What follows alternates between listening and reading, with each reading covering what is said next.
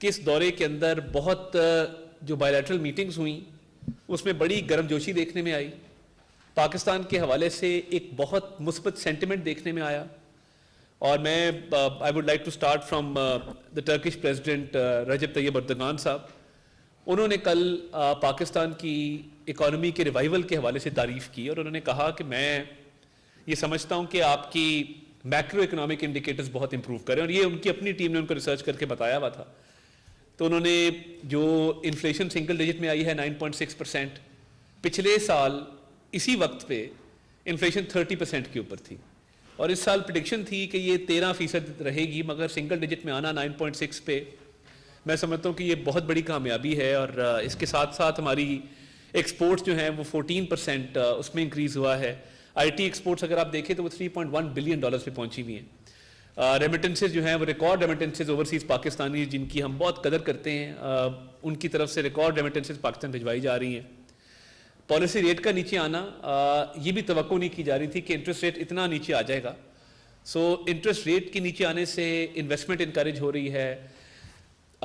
Moody's نے پاکستان کی ratings کو اپ گریڈ کیا, فچ نے پاکستان کی ریٹنگز کو اپ گریڈ کیا. تو جب یہ سارے میکرو اکنامک انڈیکیٹرز امپروومنٹ کی طرف جاتے ہیں تو اس سے ثابت یہ ہوتا ہے کہ آپ کی اکانومی ٹیک آف کر رہی ہے. اور ہم اکانومی ملی کیسے, دیکھیے کسی بھی فائنینشیل ٹیم کا یا جو آپ کی اکانومی کی ٹیم ہوتی ہے اس کی پرفارمنس کو جانچنے کا ایک ہی پیمانہ ہے, وہ یہ ہے کہ آپ کو جب یہ اکانومی ملی تو ڈیفالٹ کی باتیں ہو رہی تھی, بلکہ لوگ کئی جو پاکستان کے خیر خواہ نہیں ہیں وہ دعا کر رہے تھے کہ پاکستان ڈیفالٹ کر جائے.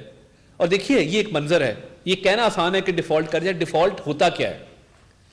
جب ڈیفالٹ ہوتا ہے تو بینکوں کے باہر قطاریں ہوتی ہیں لوگوں کی پیسے نکلوانے کے لیے, وڈرا کرنے کے لیے. جب ڈیفالٹ ہوتا ہے تو انٹرنیشنل ایئر لائنز جو ہیں وہ ملک کے اندر آنا بند ہو جاتی ہیں, کیوس ہوتا ہے, انارکی ہوتی ہے, اور آپ کا پورا فائنینشیل سسٹم کولیپس کر جاتا ہے. تو آئی ایم ایف کو لیٹر بھی لکھے گئے, ٹھیک ہے, وہ آپ کی اپنی مرضی, جنہوں نے لکھے ان کی ایک اپنی منطق ہوگی اس کے پیچھے, مگر یہ چہمگوئیاں ہو رہی تھی کہ جی پاکستان ڈیفالٹ کر جائے گا. ڈیفالٹ کیسے ایورٹ کیا گیا؟ وہ پیرس کی ایک میٹنگ تھی جو انسٹرومنٹل ثابت ہوئی, اور آئی ایم ایف کے ساتھ معاملات طے پائے, اور ان معاملات کے طے پانے کے بعد آئی تھنک ہماری اکانومی ایک ٹھیک سمت میں چلنا شروع ہوئی. سب سے پہلے ایکسپورٹرز کو بڑی مشکلات تھی. مجھے پتہ ہے ہم گورنمنٹ کے طور پہ اس دور میں ہم نے باہر سے اگر لیپ ٹاپس فار ایگزامپل آرڈر کرنے ہوتے تھے, ایل سی نہیں کھلتی تھی. لیٹر آف کریڈٹ کھولنے کے لیے باقاعدہ تگ و دو کرنی پڑتی تھی, محنت کرنی پڑتی تھی, کوئی منت سماجت کرنی پڑتی تھی کہ لیٹر آف کریڈٹ کھل جائے, باہر سے ہم کوئی چیز جو ہے وہ منگوا سکیں. ایکسپورٹرز کو مشکلات کا سامنا تھا کہ آج میں اگر ایکسپورٹ کر رہا ہوں $300 کے ریٹ کے اوپر, تو پرسوں اگر $350 کا ریٹ ہو گیا تو میں باہر اپنی چیزیں کیسے بھجواؤں گا اور کس ریٹ کے اوپر بھجواؤں گا, ایل سی کون کھولے گا. تو دیکھیے آئی ایم ایف کا معاہدہ ہونے سے اس وقت اسٹیبلٹی آئی. آپ نے کیا کیا؟ آپ نے کرنسی ہولڈرز کے خلاف, منی ایکسچینج والے جو انلیگل ہولڈنگ کر رہے تھے ان کے خلاف ایک کریک ڈاؤن کیا, ڈالر کی اسمگلنگ کو روکا, اپنے بارڈرز پہ میجرز کو ٹائٹ کیا. اور اس کا کریڈٹ بہت انٹرم گورنمنٹ کو بھی جاتا ہے کہ اس دور میں یہ بہت چیزیں کنٹرول کی گئیں, جس کی وجہ سے آپ کا ایکسچینج ریٹ جو ہے, ایک آئی ایم ایف, دوسرا جو یہ ہولڈنگ اور اسمگلنگ کے خلاف ایکشن تھا, اس سے ایک اسٹیبلٹی آئی, آپ کا روپیہ ڈالر کے مقابلے میں مستحکم ہوا. اور یہ بہت یہاں پہ تجربے کار لوگ بیٹھے ہیں, اگر آپ کو یاد ہو پاکستان میں foreign exchange regulation Mian Nawaz Sharif کے دور میں آیا تھا, اس سے پہلے آپ ڈالر ایکسچینج نہیں کر سکتے تھے روپے کے ساتھ. اکنامک ریفارمز ایکٹ دیکھیں, وہ بھی سنگ بنیاد اس دور میں رکھا گیا تھا. تو یہ ڈیفالٹ کو اوارٹ کر کے اگر آج ہم اس مقام پہ پہنچے ہیں کہ آپ کے سارے انڈیکیٹرز مثبت ہیں, اور بلومبرگ جیسا فائنینشیل جرنل یہ کہہ رہا ہے کہ آپ کی اسٹاک مارکیٹ ایشیا کی ایمرجنگ اسٹاک مارکیٹس کے اندر ہے, اور پاکستان اسٹاک ایکسچینج روز جو ہے وہ نئے ریکارڈ قائم کر رہی ہے. تو یہ سارے انڈیکیٹرز اس طرف جا رہے ہیں کہ آپ کی اکانومی میں بہتری آ رہی ہے. اور دیکھیے ٹرکش پریزیڈنٹ کا یہ کہنا کہ آپ نے اکانومی پہ بڑا کام کیا ہے اور آپ کی اکانومی بہتری کی طرف جا رہی ہے, اور ہمیں نظر آ رہا ہے کہ انشاءاللہ تعالیٰ پاکستان ٹیک آف کرے گا, یہ میں سمجھتا ہوں کہ ایک بہت بڑا سرٹیفکیٹ ہے پاکستانی گورنمنٹ کے لیے, وزیر اعظم شہباز شریف صاحب کے لیے, کہ اس کا اب نہ صرف ادراک ہے دنیا کو, بلکہ لوگ جو ہیں وہ تعریف کر رہے ہیں آپ کی اکنامک پالیسی کی. یہ میں سمجھتا ہوں کہ ایک بہت بڑا سنگ میل ثابت ہوا, اور ٹرکش پریزیڈنٹ کی طرف سے بہت اچھے الفاظ ادا کیے گئے اس حوالے سے. باقی جو بائیلیٹرل میٹنگز ہوئی ہیں, میں سمجھتا ہوں کہ مالڈیوز کے ساتھ, جو مالڈیوز کے پریزیڈنٹ کے ساتھ ہوئی ریجن کے اندر, وہ بھی ایک بہت بڑا شفٹ ہے, اور اس سے پاکستان کو بڑی تقویت ملے گی. اس کے علاوہ اگر آپ باقی میٹنگز کا جائزہ لیں تو آج بہت ہی وارمتھ کے ساتھ میٹنگ ہوئی ڈاکٹر محمد یونس جو بنگلہ دیش کے چیف ایڈوائزر ہیں ان کے ساتھ, اور بنگلہ دیش اور پاکستان کے تعلقات کو مزید فروغ دینے کے لیے, آگے بڑھانے کے لیے ایک عزم کا اعادہ کیا گیا کہ ہم مل کے ان معاملات کو بہتری کی طرف لے کے جائیں گے. یہ بھی ریجن کے اندر اگر آپ دیکھیں تو بہت بڑا پالیسی شفٹ ہے. So Pakistan is making new alliances, اور پاکستان کی جو کرنٹ لیڈرشپ ہے اس کے اوپر دنیا کا بے اعتبار ہے, جس وجہ سے آپ دیکھیں گے کہ فارن پالیسی کے اندر ہمیں بہت اسٹرینتھ مل رہی ہے, بڑی تقویت مل رہی ہے, اور یہ اکنامک اسٹیبلٹی بھی ایک چیز لنکڈ ہے اس کے ساتھ, جس سے ہمیں بہت فائدہ ہوا اس چیز کے اندر. میں سمجھتا ہوں کہ آج ایم ڈی IMF کے ساتھ, پریزیڈنٹ ورلڈ بینک کے ساتھ جو ملاقاتیں ہوئیں وہ بھی کافی سود مند تھیں, اور پریزیڈنٹ ورلڈ بینک کے ساتھ کلائمیٹ چینج کے اوپر, ایگریکلچر کے اوپر, IT کے سیکٹرز میں بات ہوئی. اور آپ کو پتہ ہے کہ ورلڈ بینک پوری دنیا میں ایسے پروجیکٹس فنڈ کرتا ہے جہاں پہ چائلڈ سٹنٹنگ کا ایشو ہو, ایگریکلچر پروڈکٹیوٹی کا issue who, IT lead innovations کا ایشو ہو, کلائمیٹ چینج کا ایشو ہو. اینڈ وزیر اعظم صاحب نے, چاہے وہ سسٹینیبل ڈیولپمنٹ گولز کا فورم تھا, یا بائیلیٹرل میٹنگز تھیں, یا جو آج یو این سیکیورٹی کونسل میں وہ گئے, دیکھیے فرسٹ اینڈ فارموسٹ تو انہوں نے کلائمیٹ چینج کو ہر جگہ ہائی لائٹ کیا, کیونکہ یہ پاکستانی عوام کا قصور نہیں ہے کہ کلائمیٹ چینج کے ایڈورس افیکٹس ہمیں برداشت کرنے پڑتے ہیں. ہم جو کاربن ایمیشنز ہیں لیس دین 1% کنٹریبیوٹ کرتے ہیں, مگر کلائمیٹ چینج کا جو ہم خمیازہ بھگتتے ہیں وہ ہمیں 80 to 90% بھگتنا پڑتا ہے. جب فلڈ آتا ہے تو وہ پورے سندھ کو, پورے بلوچستان کو, KP کو بہا کے لے جاتا ہے. جو 2022 کا فلڈ تھا, پنجاب بچا رہا, مگر باقی 3 صوبے بہت ایڈورسلی افیکٹ ہوئے. اب یہ ہمارے پاس تو ریسورسز کم ہیں, مگر جو کاربن ایمیشنز میں ملک کنٹریبیوٹ کرتے ہیں ان کے پاس ریسورسز زیادہ ہے. تو ایک تو اس چیز کو ہائی لائٹ کیا گیا کہ کلائمیٹ چینج کے اندر یہ ہماری ذمہ داری نہیں ہے, یہ دنیا کے مہذب ممالک کی, ترقی یافتہ ممالک کی ذمہ داری ہے کہ وہ کنٹریبیوٹ کریں اور کلائمیٹ چینج کو ایز اے گلوبل فنومینا دیکھیں, اور یہ دیکھیں کہ اگر ہم اس کا خمیازہ بھگت رہے ہیں it's none of our fault. ایک تو یہ میں چاہتا تھا کہ میں اس چیز کو ہائی لائٹ کروں. دیکھیے دوسرا, ٹیررزم بھی ہمارے پہ جب کوئی بھی جنگ مسلط ہوتی ہے اس کا after math it spans over decades, ہم کئی دہائیاں اس کو سمیٹتے رہتے ہیں. اور دیکھیے یہ کہنا آسان ہے کہ 80,000 جانوں کی قربانی پاکستانی قوم نے دی ہے. The armed forces, the law enforcement agencies, civilians, ہر طبقے نے اس جنگ میں جو ہے یہ جنگ رنگی ہوئی ہے ان کے خون کے ساتھ. اب 80,000 لاشیں اگر ہم نے اٹھائی ہیں, آپ یہ صرف اندازہ کریں کہ اس پہ جو ایک فائنینشیل لاس ہوا ہوگا وہ کتنے hundreds of billions of dollars کا ہوا ہوگا. کلائمیٹ چینج کی ہم بات کرتے ہیں تو ہم کہتے ہیں کہ جی ہمیں جو لاس ہوا ہے وہ $30 بلین اور اس سے ابو جاتا ہے, تو $30 بلین کا ایک تخمینہ ہے ہمارے پاس, ہم اس کی بات بھی کرتے ہیں. بٹ یہ تخمینہ لگایا نہیں جا سکتا کہ آج بھی ہم لاشیں اٹھا رہے ہیں. مگر دیکھیے اس میں یہ میں بات ضرور کرنا چاہوں گا, 2013 سے 17 نیشنل ایکشن پلان آیا, جو ریڈیکلزم تھا, ایکسٹریمزم تھا, اس کو گریجولی کم کیا گیا, اور نیشنل ایکشن پلان کے تحت hate inciting literature, hate inciting speeches, ان سب چیزوں کا تدارک کیا گیا. وال چاکنگ ہو, لاؤڈ سپیکر ہو, اکراس دا بورڈ اس کو امپلیمنٹ کیا گیا.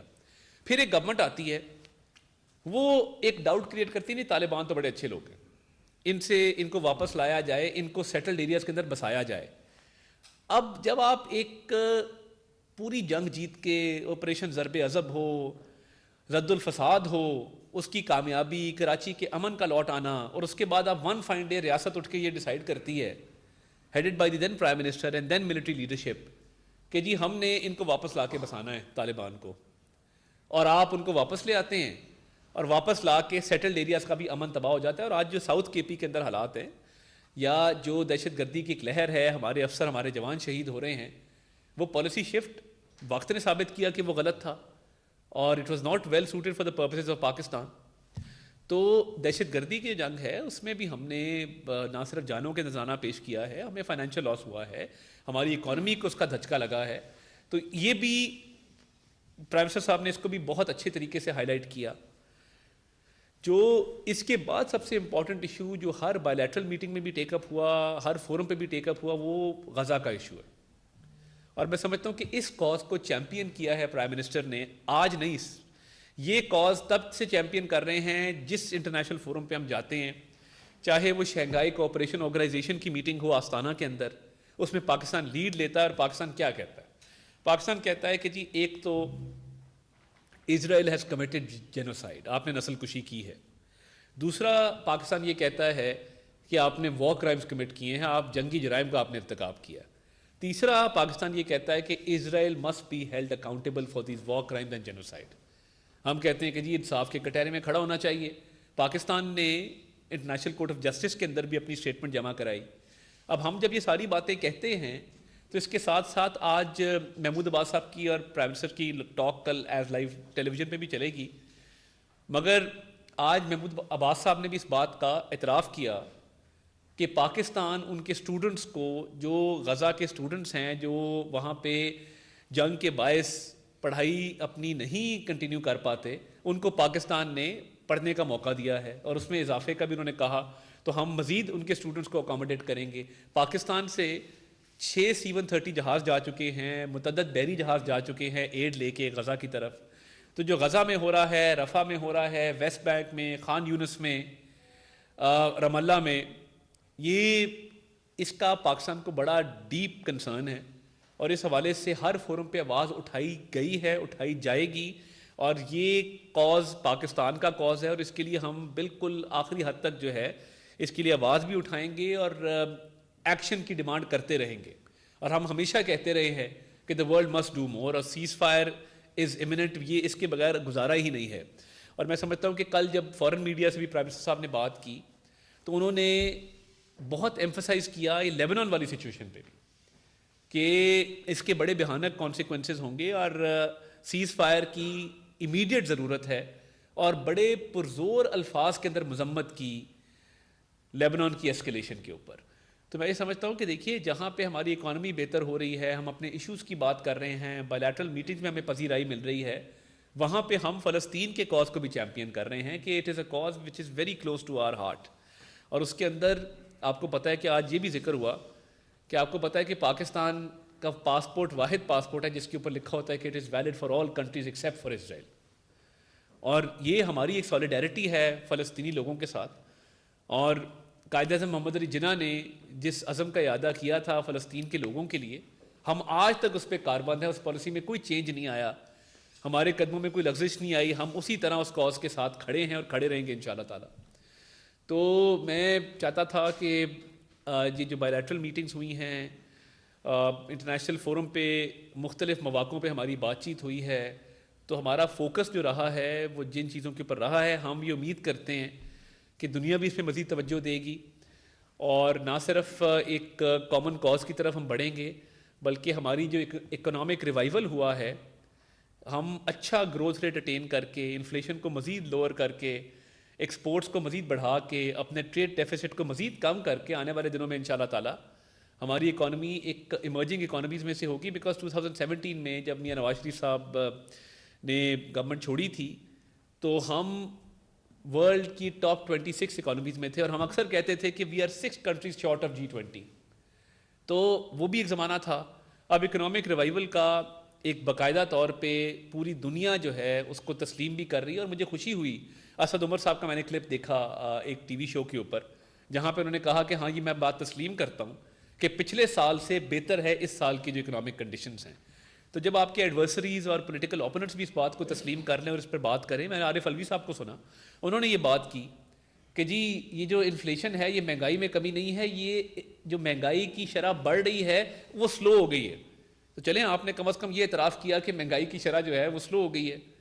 تو یہ کچھ پرائیورٹی ایریاز ہیں. اور پرائم منسٹر صاحب کا جو خطاب ہوگا UN جنرل اسمبلی سے، میں سمجھتا ہوں کہ ایک بہت تاریخی خطاب ہوگا، اور ہم یہ سمجھتے ہیں کہ یہ بہت اہم موڑ ہے ہماری تاریخ کا اس کے اوپر تمام ان ایشوز کے اوپر بھی بات ہوگی، اور پرائم منسٹر صاحب تمام وہ کازز جو پاکستان کے مفاد میں ہیں اور پاکستان کے لیے اہم ہیں، نہ صرف ان کو اٹھائیں گے بلکہ مسلم امہ کی بات کریں گے، اسلاموفوبیا کی بات کریں گے.